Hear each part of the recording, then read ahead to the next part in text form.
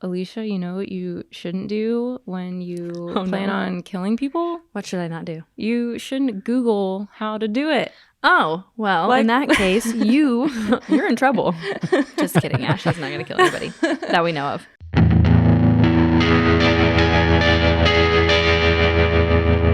Healthcare horrors. Murder. Guys, we are struggling today.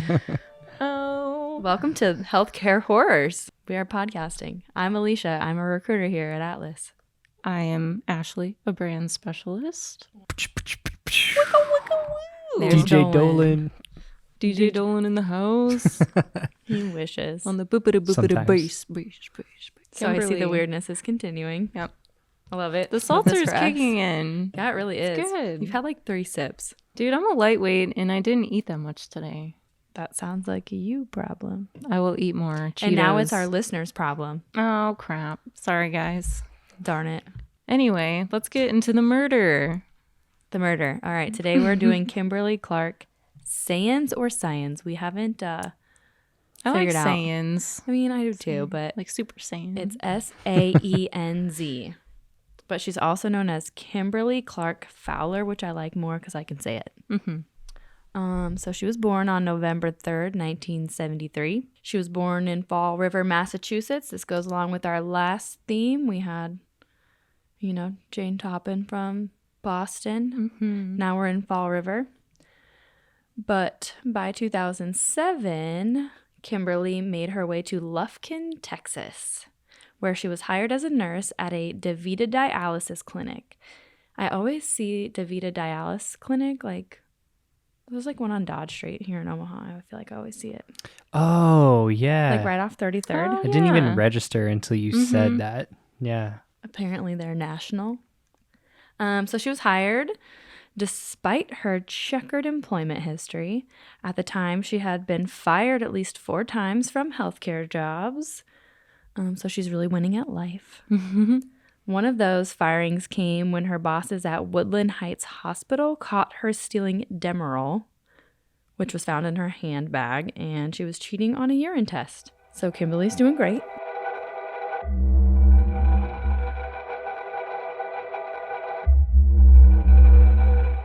I did find some stuff about her background. Ashlee's a better researcher than me. No, I don't know. This book had a decent amount about her background, but not nearly as much as Jane Toppin.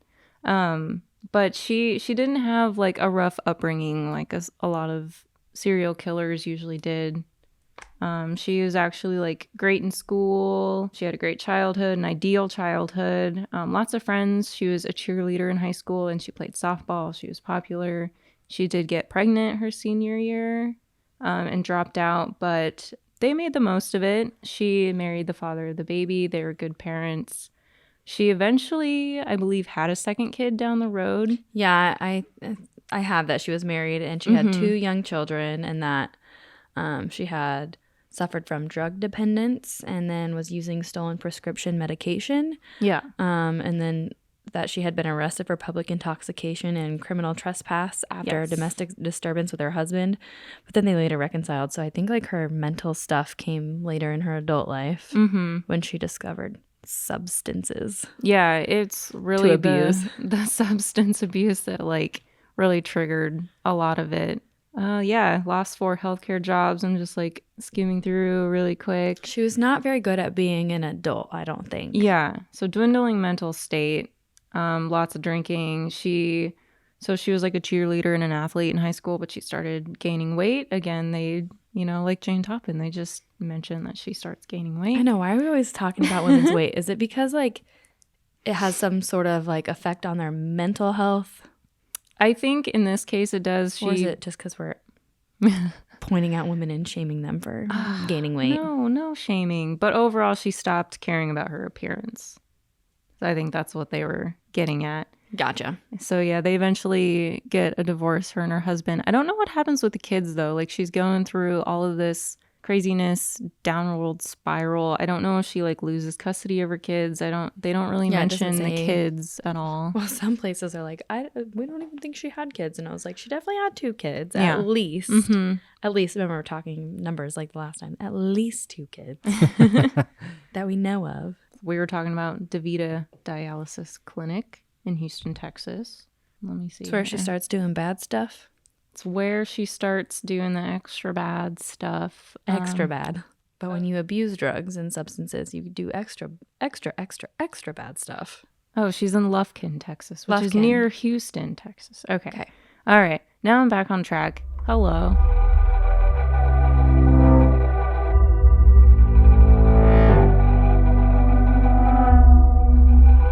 (2008), subsequently to her moving to Texas and starting at the DaVita Dialysis Clinic, there was a noticeable increase in paramedics being called to that facility. In the past, over a 2.5-year span, paramedics were only called twice.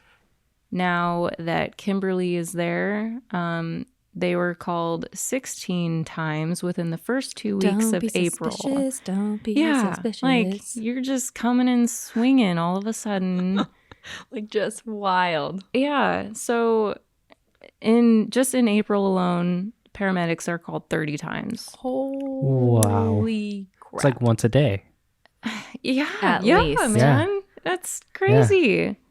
Oh, wow. 4 patients died. Some of them were resuscitated.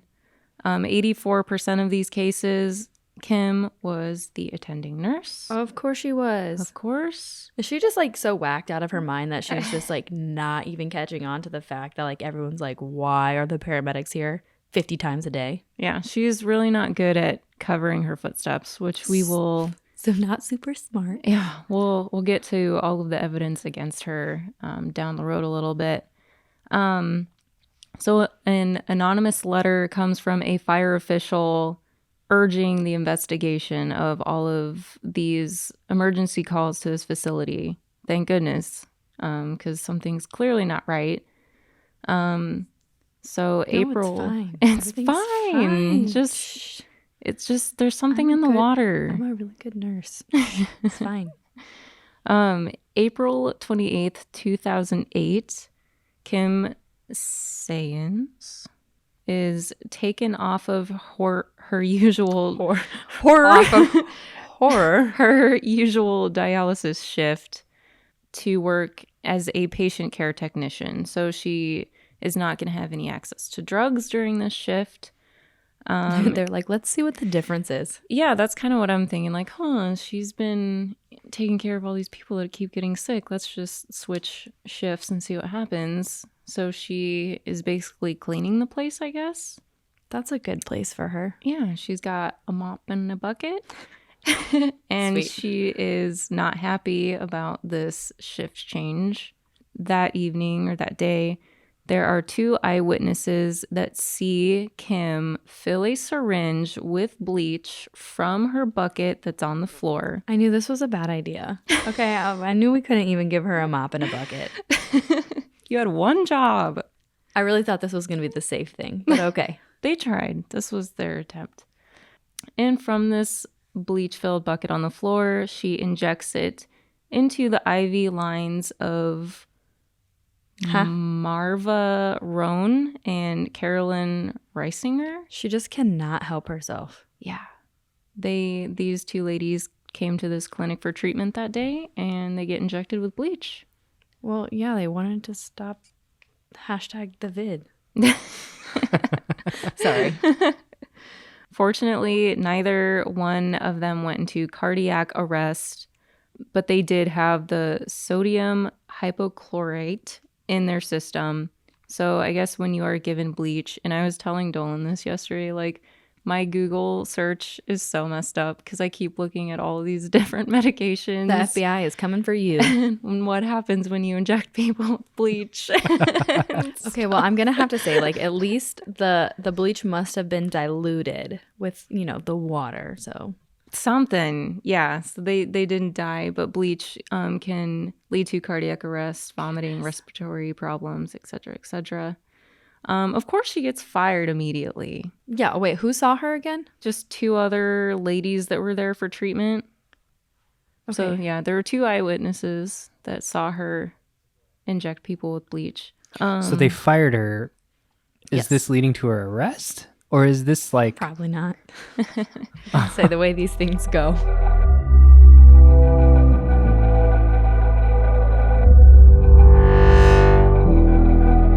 It's not until April 2009, a year later, that she is arrested. So maybe they had to like build a case against her kind of thing, get evidence. They had to let her kill more people. Well, I guess she didn't kill them yet, but Let's see, 2000. It's not until 2012 that the trial starts. She murdered 5 patients.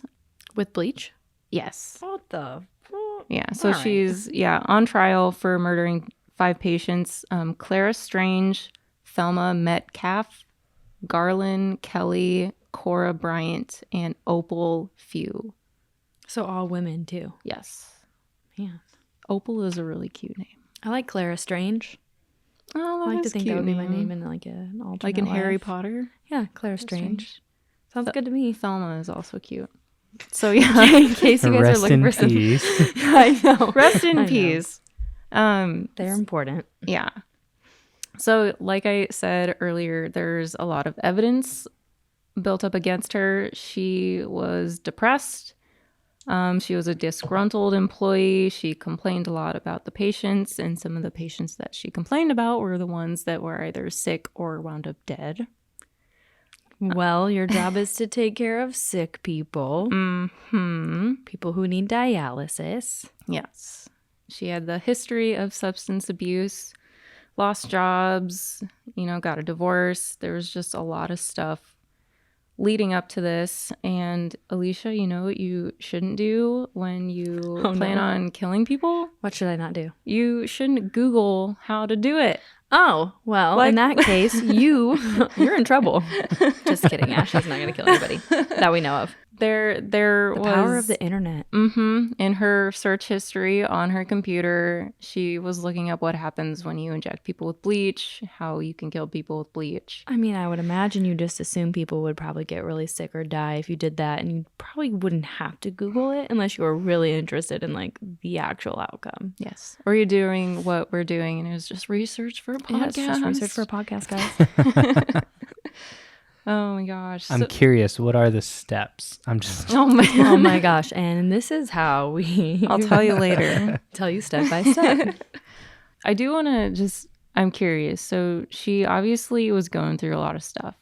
She had a mental illness, like obviously her and her husband weren't on good terms, but maybe where was her family? Was there any friends that could have like reached out and got her help for mental illness and substance abuse? I don't know. I think sometimes people like Didn't want people help, are maybe. or maybe don't want to give help to people who are substance abusers, because I mean sometimes it's just kind of a pointless road, or you don't want to take on that martyrdom for yourself. I don't know. I'm sure people were just like, well, that's her problem. Yeah. Or maybe there just wasn't family around and she was just super isolated, and She just maybe didn't have anyone. She didn't have any friends. I'm sure her husband was like, screw you. Yes. He did get a restraining order against her because, yeah. She tried to kill him with bleach. Yeah, maybe. I don't know. So, yeah, just food for thought, If you have a mental illness or addiction problems, seek help. It's okay.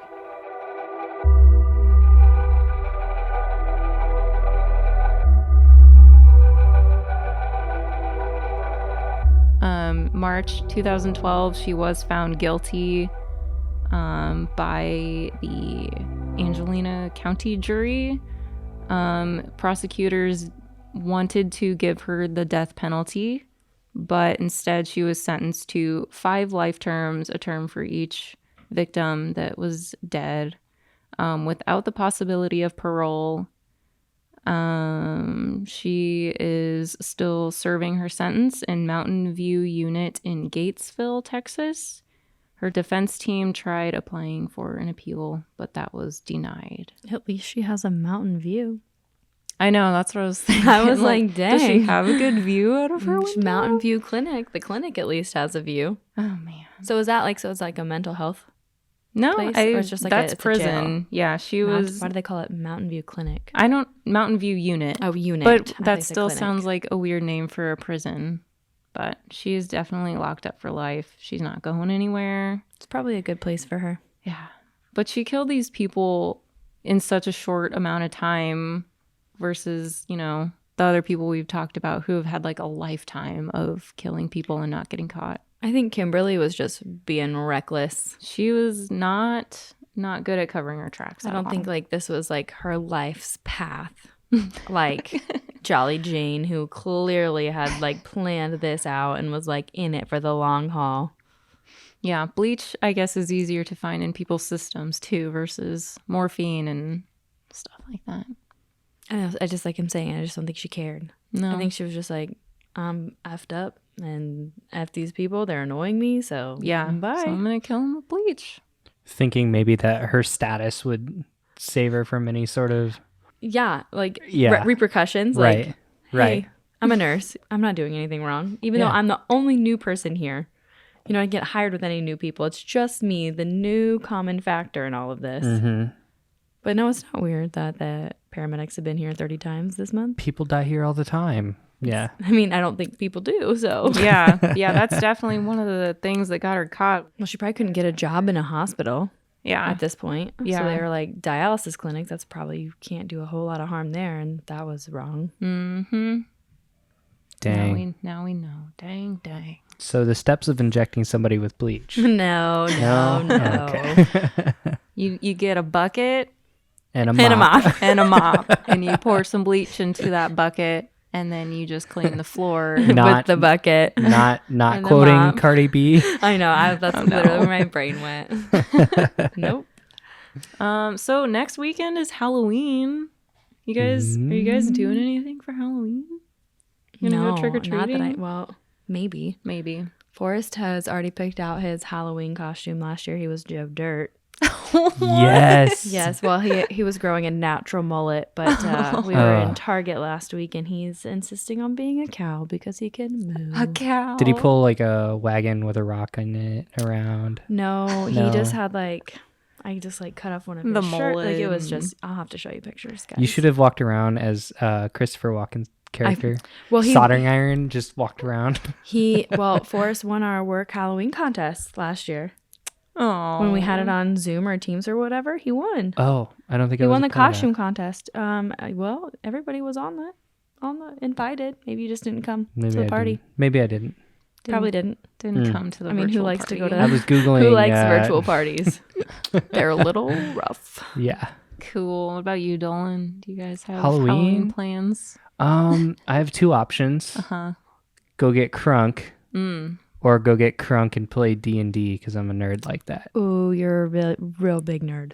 Are you at least gonna pass out candy while you're playing D&D? Yes, of course. Oh, Of course we're wow. going to do that. That's good. Yeah, for sure. What are you doing, Ashlee? I'm gonna be in Salem, Massachusetts. Okay, I'm incredibly jealous of you right now. We've been talking about going to Salem for years now, and we didn't really realize at first how far in advance you have to book like an Airbnb because Salem, like Because everybody wants to go. Man. everyone wants to go where the witch trials were and Hocus Pocus. all that's in Hocus Pocus. So we got our Airbnb locked in, and we're I am glad folding COVID- myself into your suitcase, and I'm coming with. Let's do it. I'm It's on my gonna way. be full of spooky adventures, and I'm just glad, hopefully COVID, It'll still be fun. hasn't ruined it. Yeah. Well, you can still be outside. Yeah. Last year during Salem, they like completely shut everything down. They didn't do any of their Halloween festivities. So Well, hopefully you'll still get to enjoy that because that sounds amazing. I'm super Wow, stoked. now I know what I want to do next year. Do it. I love It'll be on a Halloween. Monday night next year. This year it's on a Sunday night though. I think a couple years back we had a meet and greet there in Salem during all the Halloween stuff, spooky yes, season. spooky season. What was it called? We called it Boostin' meet and greet. Okay, that's fair. Wow, you guys are cheesy, but Yeah. it works. Yeah. I wasn't working here at that time, but that would have been fun. What a life. Mm-hmm. So next week we're going to have a special episode for the Halloween weekend. We're going to make it real special. We haven't really thought about it, We but haven't it'll be decided special. how. We got some ideas in mind, but yeah, nothing is set in stone yet. So stay tuned. Murder. Thank you for listening to Healthcare Horrors, brought to you by Atlas MedStaff.